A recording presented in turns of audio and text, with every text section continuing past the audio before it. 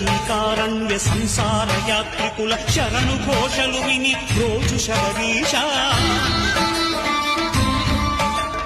పాపాలు దోషాలు ప్రక్షాళనము చేయు పంపానదీ తీరయను నివాస